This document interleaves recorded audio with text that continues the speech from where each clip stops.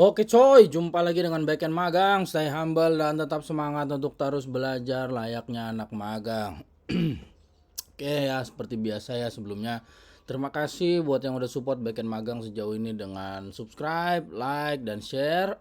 Dan semoga yang lagi nonton ini pada sehat-sehat terus dan lancar terus karirnya ya. Oke, jadi gimana ya? Dari kemarin tuh belum sempet bikin apa namanya konten-konten lagi gitu karena emang lagi agak hektik sih di beberapa minggu ini dan mulai burnout juga nih. Jadi nanti saya akan bahas juga terkait burnout di sini ya. Jadi kali ini cuma pengen apa ya kayak bagi-bagi curhat-curhat ya gitu, bagi-bagi cerita aja gitu kan. Tapi saya yakin untuk teman-teman yang berkecimpung di dunia tech ya, terutama software engineer itu pasti sering ngalamin hal kayak gini nih. Jadi saya bakal bahas tuh drama-drama dan hal-hal yang nyebelin yang eh, sebagian besar dialami gitu oleh para software engineer gitu. Nah, jadi biar gak banyak cincong kita langsung aja. Yang pertama itu adalah stand up meeting yang gak pernah stand up. Ini yang saya paling kesel ini. Jadi kan namanya stand up meeting ya. Tapi kenyataannya tuh jadi kayak sit down meeting gitu loh dan lama gitu. Seharusnya kan ya namanya stand up meeting tuh ya idealnya nih. Saya pernah di lingkungan kerja yang menerapkan stand up meeting tuh benar-benar ideal. Jadi benar-benar kita tuh stand up biar nggak lama-lama cerita tentang progres lah, cerita apa ada apa namanya blocker yang ribet. Jadi nggak pakai acara curhat gitu loh. Ya udah kita simpel aja dari progres, terus ada blocker apa secara singkat gitu loh. Jadi emang stand up meeting itu dibuat harusnya seperti itu gitu kan. Jadi stand up meeting tuh ya harusnya singkat, padat dan ya untuk bahas apa yang udah dikerjain, mau dikerjain ya udah tadi blokernya apa, selesai, nggak pakai curhat berlebihan gitu. Dan bahkan pernah tuh saya di satu lingkungan kerja stand up meetingnya itu all pegawai gitu loh, semuanya gitu. Semua pegawainya bareng, stand upnya dipimpin sama CEO-nya yang kalau CEO-nya ada masalah sama satu pegawai gitu marah-marah di situ langsung gitu. Akhirnya kita ikut ngedengerin ini ada orang diomelin gitu. Jadi buang-buang waktu. Stand upnya dari jam 9 selesai bisa jam 11. Ini enggak stand up namanya gitu. Tapi ada juga saya yang kondisinya mendekati ideal. Ada. Jadi udah stand up, nggak lama-lama, cuma satu divisi. Jadi semua divisi tech, bahkan produk di situ digabungin, semua report ke manajernya gitu. Jadinya lama gitu loh. Nah ini sebenarnya kadang untuk meeting-meeting yang lama itu kan kebanyakan bakal bikin mood kerja selanjutnya itu udah turun gitu loh. Jadinya ya jadi nggak produktif gitu. Jadi ya stand up itu seperti yang saya bilang tadi ya, stand up meeting itu ya harusnya bukan sit down meeting gitu, bukan yang jadi duduk lama ngobrol curhat, itu bisa nanti gitu loh. Jadi sebenarnya ya idealnya itu stand up meeting itu harusnya maksimalnya 15 menit aja. Jadi ini bukan sesi diskusi panjang. Terus ini tuh cuma buat ya update yang cepat aja lah, pembaruan yang cepat aja gitu. Makanya ini pernah dilakukan penelitian ya oleh scrum.org itu ya, menyatakan bahwa stand up meeting yang lebih singkat tuh lebih efektif gitu untuk menjaga ritme kerja. Itu tadi ritme kerja yang saya bilang ya. Jadi untuk menjaga ritme kerja yang cepat dan mengurangi pemborosan waktu. Yaitu tadi kalau kita udah kelamaan meeting, nanti mood buat ngodingnya hilang gitu. Akhirnya ritme kerja berantakan. Nah, selain kita membatasi durasi meeting, kita juga bisa nih kita terapkan aturan 2 pizza Jeff Bezos ya, 2 pizzas dari Jeff Bezos. Jadi ini yang setahu saya ya, konon katanya ini kalau salah boleh dibenerin, ini dipakai di Amazon. Jadi Amazon itu punya aturan disebut 2 pizza rule, yang berarti jika tim nggak bisa kenyang dengan 2 pizza, berarti itu terlalu gede gitu loh. Jadi aplikasi ini kita harus stand up meeting dengan jumlah orang yang tepat aja gitu, yang relevan aja. Itu tadi yang kasus saya bilang udah cukup ideal semua stand up supaya nggak lama karena berdiri itu capek. Tapi stand upnya update apa namanya tuh update progresnya tuh satu divisi gitu. Harusnya itu bisa diperkecil skupnya gitu. Jadi itu tadi itu aturan 2 pizza rule dari Jeff Bezos gitu. Jadi ketika dua orang ketika suatu tim tuh nggak bisa kenyang dengan 2 pizza, ya maksudnya itu kalau ada orangnya banyak dikasih 2 pizza nggak nyukup tuh masih lapar ya berarti kan ini orangnya kebanyakan gitu. Jadi undang orang-orang yang relevan aja biar meetingnya tuh lebih fokus gitu. Nah yang terakhir nih bahkan nih perlu banget ditaruh tuh sebuah, ya bukan sebuah ya, seorang timekeeper. Jadi pastikan tuh ada yang ngawasin waktu buat menghindari ya pembahasan yang terlalu detail, pembahasan yang terlalu melebar gitu. Jadi ya bila perlu ya kita memang harus ada timekeeper yang megang timer gitu. Jadi intinya sih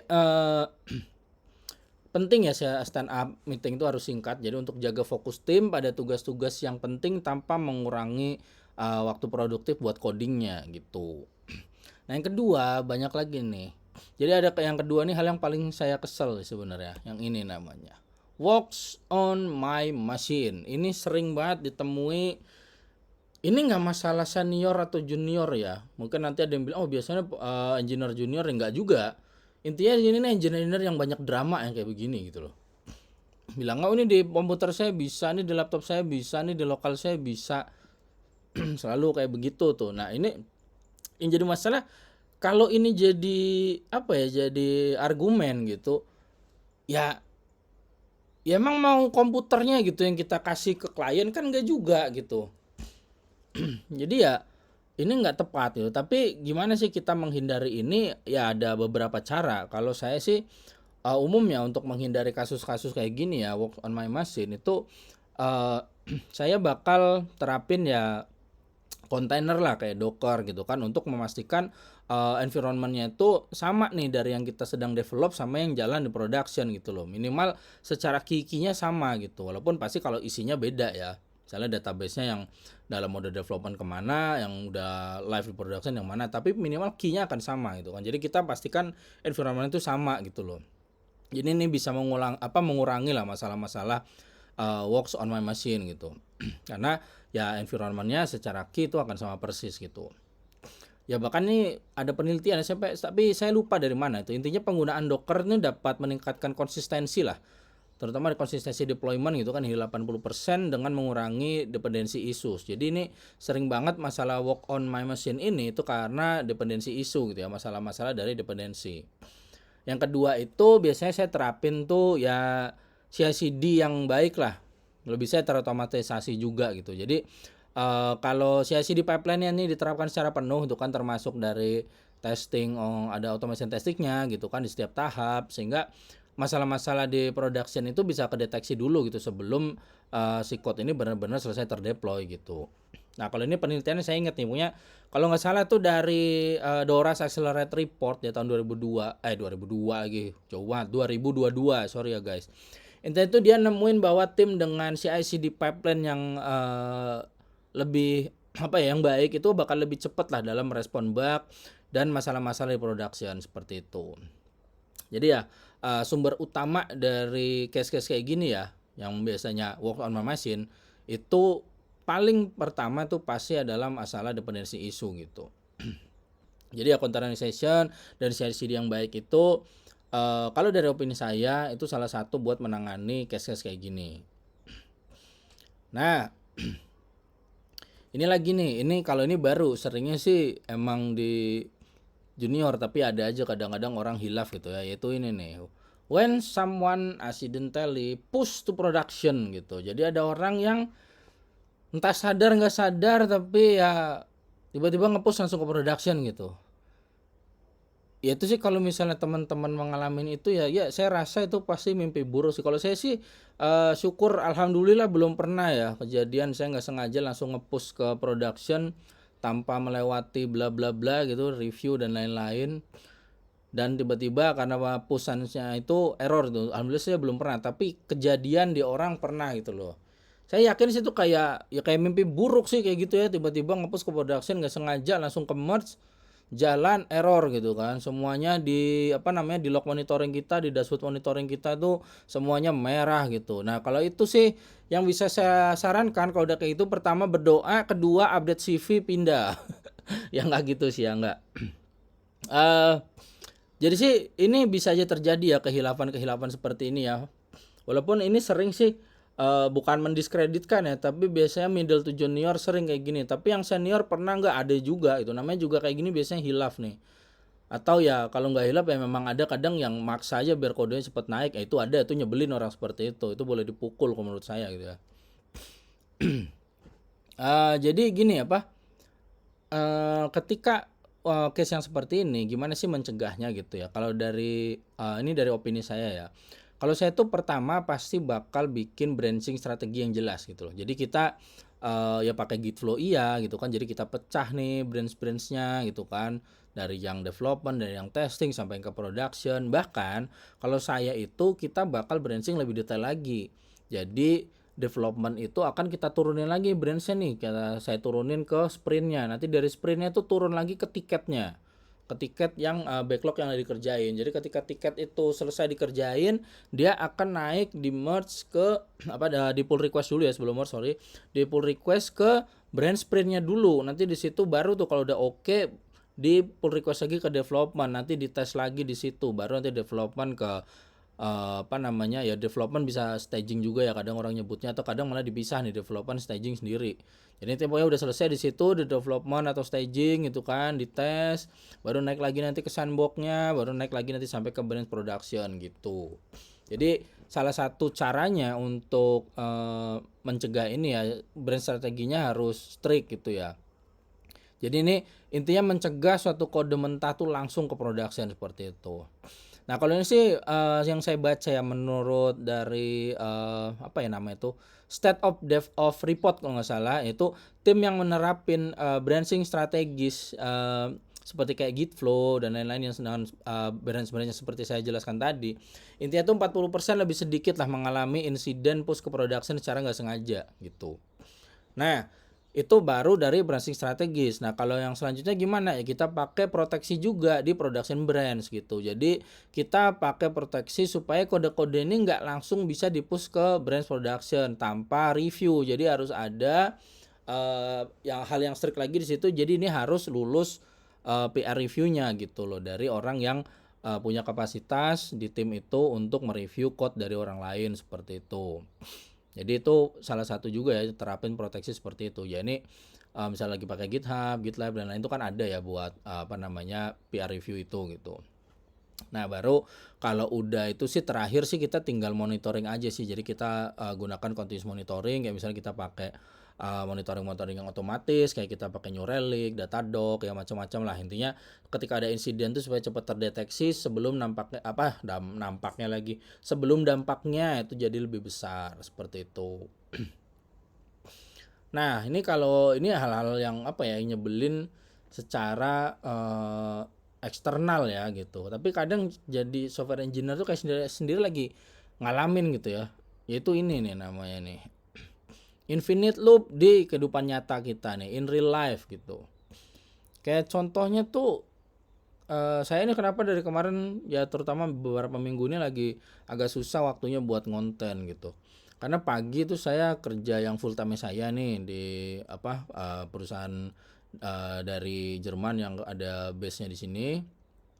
Terus sore itu saya sambil bantu project teman saya freelance gitu. Malam saya ada bareng teman-teman ngisi bootcamp. Nanti tengah malam tuh ada project lagi bareng teman saya, dapat project teman saya itu dari orang Amerika. Jadi penyesuaiannya jamnya segitu gitu, antara jam 11 jam 12 malam gitu. Jadi lama-lama kerasa ini kayak apa ya? Kayak kita tuh lagi di dalam kode while dengan kondisi true gitu loh. Jadi kayak kita ngulang-ngulang aja kegiatan yang seperti, walaupun kegiatannya software engineer tuh dalam pekerjaannya selalu ada tantangan baru gitu, selalu ada case baru, nggak bisa kita namanya menjalankan hanya kayak robot yang masalahnya itu aja. Iya kalau secara pekerjaannya, tapi rutinitas hariannya itu loh kayak kerja kerja kerja gitu kan. Nah ya ini ya yang sering terjadi sama software engineer gitu, kadang terlalu fokus mikirin kerjaan gitu kan, apalagi lagi tech winter kayak gini. Jadi ya tadi saya bilang seperti kondisi seperti kode while dengan kondisi true gitu, yang kita tuh bahkan lupa naruh break di situ gitu, jadinya tuh capek yang lama-lama bisa burn out gitu kan.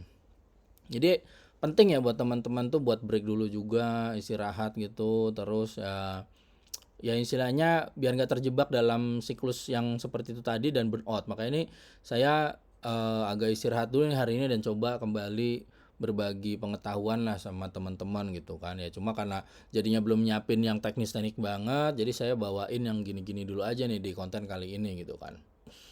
Nah, sebenarnya walaupun saya sendiri masih terjebak ya dalam infinite loop itu, tapi ya masih kadang-kadang masih bisa saya handle lah. Jadi gimana sih saya handle-nya gitu kan. Pertama tuh saya sih apa namanya ya, evaluasi proses kerja lah yang pertama tuh secara berkala gitu kan. Jadi ini yang sering terjadi kalau developer pada umumnya, software engineer pada umumnya itu biasanya terjadi fokus yang berlebihan itu bukan kayak saya tadi karena emang yang pekerjaannya mau nggak mau banyak karena kebutuhan gitu kan.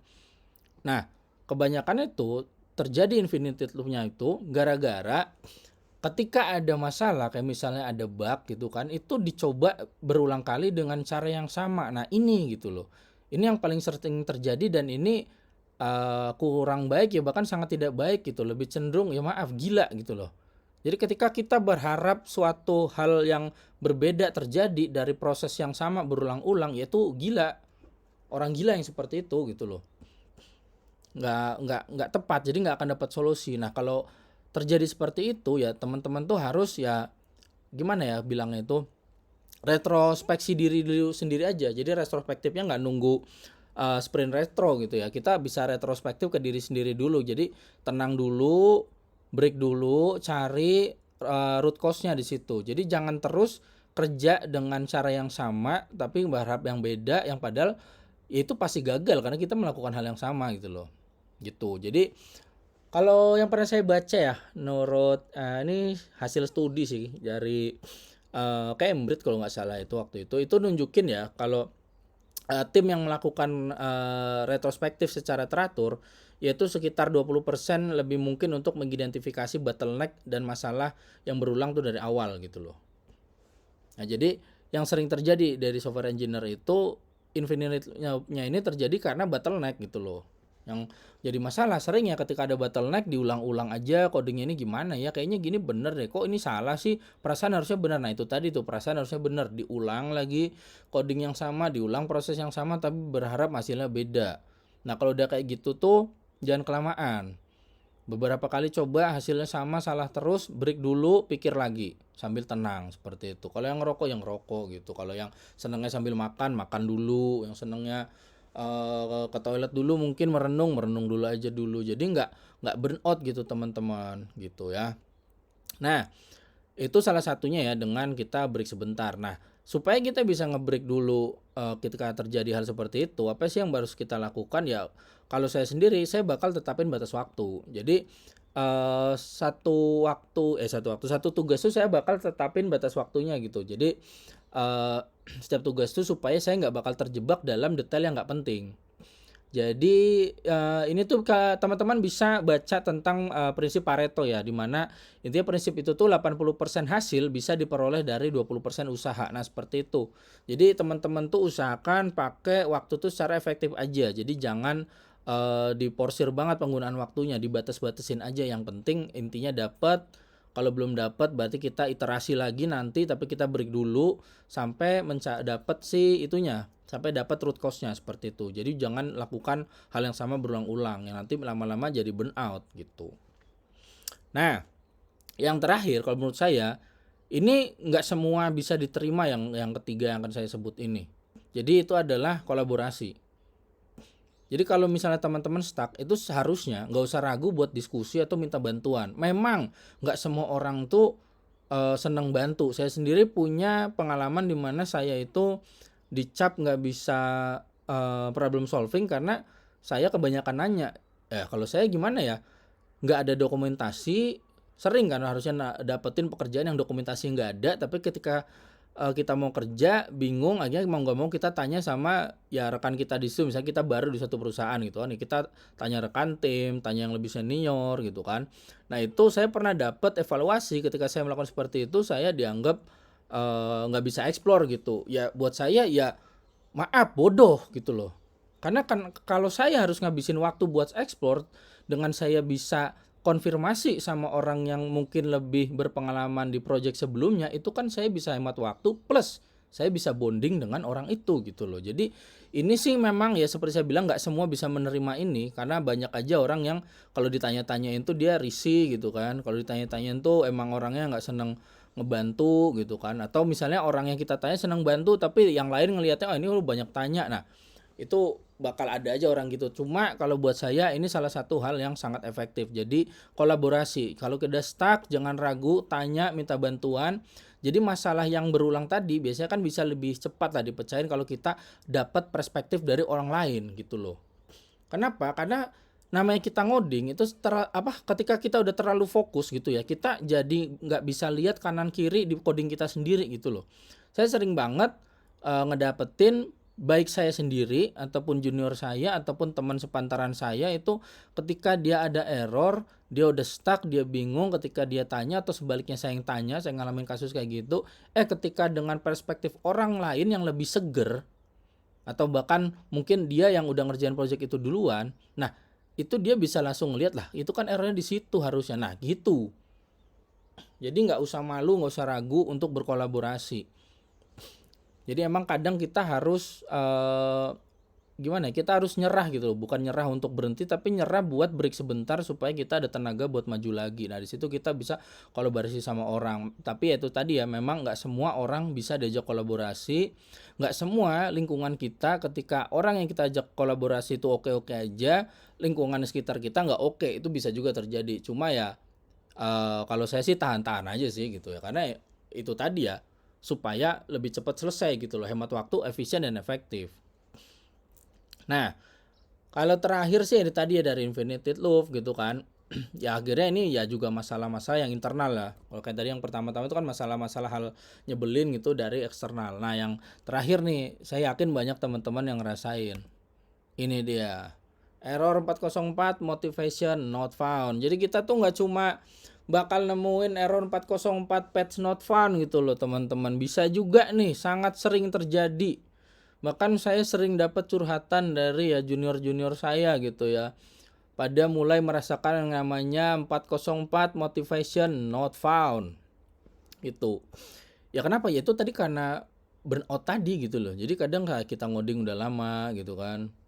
Udah berulang-ulang di situ terus kayaknya case nggak berhenti ada dibenerin bug sini, ada bug lagi gitu kan ya, ini pasti bikin burnout sih gitu kan. Apalagi misalnya mau cuti susah gitu kan, Sabtu Minggu masih ditanya, pulang kerja malam-malam masih ada yang ngechat entah di Slack, entah di WA atau di mana gitu kan, ya itu sangat-sangat wajar bisa burnout dan ya akhirnya merasakan ini nih error 404 motivation not found.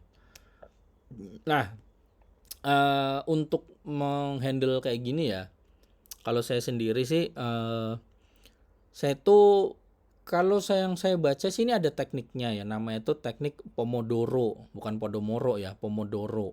Kalau Podomoro tuh kayaknya toko roti deh.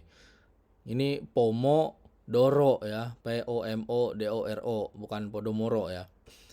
Jadi Pomodoro ini gampangannya gini ya, misalnya kita mengharuskan diri kita kerja selama 25 menit, terus kita istirahat 5 menit. Nah kayak gitu tuh, jadi kasih jeda-jeda tuh, kerja sekian menit, istirahat sekian menit, supaya bisa refresh lagi gitu. Jadi itu tujuannya kayak gitu tuh supaya kita ngasih jeda buat otak kita tuh secara teratur loh. Jadi kita bisa jaga stamina dari otak kita supaya nanti dia bisa fokus lebih lama gitu. Nah kalau ini sih yang saya baca sih dari psikologi Today ya, psikologi ngomongnya itulah ya, pokoknya dari psikologi Today. Jadi intinya teknik Pomodoro ya, Pomodoro bukan Podomoro. Teknik Pomodoro ini tuh bisa meningkatkan produktivitas hingga 30% dan mengurangi risiko burnout. Jadi boleh dicoba nih, pokoknya kasih jeda. Mau 30 menit kerja, besok 10 menit istirahat, atau dulu sejam kerja udah itu 30 menit main game dulu ya. Yang penting dibagi-bagi deh, jangan difokusin terus gitu, karena kalau udah terlalu fokus burnout, atau ya paling sering terjadi ya kayak sebelumnya ya, jadi nggak bisa ngelihat kanan kiri dari situasi yang terjadi gitu. Nah dalam breaknya tuh ya bebas, bisa yang seneng ngopi ya ngopi gitu, yang seneng olahraga coba aja olahraga. Ya olahraga juga baik sih gitu loh. Karena ntar kok ada telepon nih, matiin dulu dah. Kalau lagi ngonten telepon. Nah, jadi dalam breaknya tuh bisa aja ya tadi ya main-main sebentar, main game, ngopi, makan atau apa. Cuma sih memang sih kalau katanya orang ya, walaupun saya jarang nerapin juga sih, yaitu olahraga gitu. Jadi kayak kita stretching ringan gitu kan, terus ya jalan-jalan singkat gitu, push up tuh pokoknya ya olahraga lah biar naikin apa sih endorfin ya istilahnya gitu. Di sini dengan olahraga itu kita bisa memperbarui energi dan konsentrasi, itu kata kata apa orang-orang gitu ya, kata penelitian tadi juga dari psikologi today itu gitu loh. Dan yang menurut studi di Harvard tuh di Harvard Health ya tepatnya, itu nunjukin kalau kita olahraga ringan itu dapat ya meningkatkan mood dan produktivitas. Cuma ya kalau buat saya ya suka-suka aja lah ya mau apa gitu. Cuma kalau menurut ya itu tadi dari Harvard Health, dari Psikologi Today, itu tuh dengan olahraga gitu saat breaknya gitu. Jadi jeda sedikit, jeda sebentar, di situ olahraga ringan gitu. Nah, cuma kalau yang paling sering saya lakuin, yang buat saya ini menurut opini saya ini paling ultimate, yaitu kita buat checklist harian yang realistis. Dah itu aja. Jadi kita breakdown dulu task-task kita tuh jadi task yang lebih kecil, yang gampang kita capek. Jadi ini memberikan perasaan kalau apa ya? Ini tuh gampang gitu loh. Jadi pencapaian-pencapaian kecil yang kita selesaiin itu nambah motivasi lah secara alam bawah sadar ya kalau kita ini bisa terus gitu. Kalau saya gitu, saya lebih ngarah ke selain tadi saya istirahat di sekian menit gitu kan, saya jeda kerjaan saya. Termasuk ini kan saya lagi jeda kerjaan saya nih buat konten ya seperti itu, cari aktivitas lah buat distract dulu dari kerjaan yang sebelumnya gitu supaya otaknya fresh dulu dari yang sana. Nah, kalau saya itu tadi yang paling sering saya lakukan, saya buat checklist yang realistis banget dari apa yang mau saya kerjain. Kayak misalnya ada backlog apa. Sebenarnya backlog itu kan udah di breakdown biasanya dalam sprintnya. Itu saya breakdown lagi tuh kecil-kecil. Kayak misalnya, oh ini saya nyiapin database-nya dulu. Oh ini nanti saya nyiapin kode buat repositorinya. Saya nyiapin kode buat business logic-nya. Nah gitu-gitu tuh. Jadi bikin checklist yang kecil-kecil aja tapi realistis gitu. Nah ketika itu tercapai checklist itu menurut saya ya, secara opini saya tuh bakal bikin kita lebih termotivasi buat lanjut kerja dalam satu hari penuh seperti itu. Jadi ya apa tentunya itu tadi seperti saya bilang seperti yang udah saya jelaskan tadi, intinya burnout ini bisa terjadi gitu ya, motivasi ini motivasi berkurangnya bisa terjadi karena workload kerjanya itu terlalu besar gitu. Nah jadi kalau kita bisa nerapin teknik manajemen waktu yang baik, istirahat yang tepat, terus kita bisa membuat pekerjaan yang lebih ringan dengan membagi bagian lebih kecil dan realistis, yaitu harusnya bisa buat ningkatin produktivitas kita gitu dan mood juga supaya kita nggak sampai kejadian ini nih, error 404 motivation not found gitu. Jadi intinya ya teman-teman, ya ngoding itu penting, produktivitas itu penting, tapi jangan lupa juga untuk kita jaga diri dan kesehatan gitu ya. Kita nih bukan mesin ya, walau kadang rasanya ya seperti itu. Jadi jangan lupa kita manusia, butuh istirahat, butuh main-main, butuh apa sih, healing ya gitu. Kalau kata anak sekarang tuh kan. Jadi tetap keep coding, keep growing, tapi jangan lupa juga buat break dari infinite loop dalam kehidupan nyata ya, dalam real life seperti di slide yang sebelumnya. Oke, jadi kira-kira untuk konten kali ini itu aja dari saya. Terus support Backend Magang dengan subscribe, like, dan share supaya Backend Magang nih semakin semangat nih buat ngeluangin waktunya buat teman-teman semua agar bisa saya tuh semangat nih buat bikin konten-konten yang mungkin misalnya ada teman-teman yang ada case tertentu, ada lagi belajar tertentu, kebetulan bisa dibantu oleh konten yang saya buat gitu. Jadi sekali lagi sekian dari saya, terima kasih, salam Backend Magang.